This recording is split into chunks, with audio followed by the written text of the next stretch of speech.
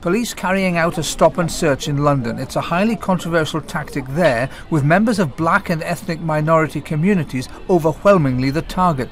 But police in Scotland are using their powers even more. Research carried out by Edinburgh University shows 86 people out of each 1,000 in Scotland were stopped and searched in 2010. The figure for England and Wales was 17, less than a quarter. In the year to the end of last March, the Scottish figure had soared to 138. Researchers say there's a historical reason for it.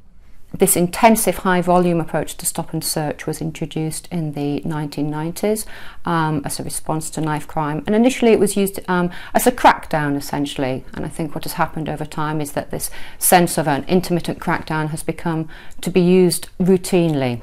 Police and the government say crime has been falling as stop and searches have increased. Researchers say there's no evidence of a link.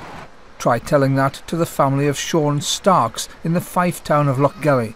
He was stabbed to death on the street. His family say wider use of stop and search might have prevented it. It saves families going through what we went through, and if they're caught before it's in use, before they use it, get a tin off them, they get tin away and sentenced, and if the word goes about stop and search, it'll deter them for taking it out in the first place. But Scotland's Human Rights Commissioner says wider use of stop and search could affect community relations with police.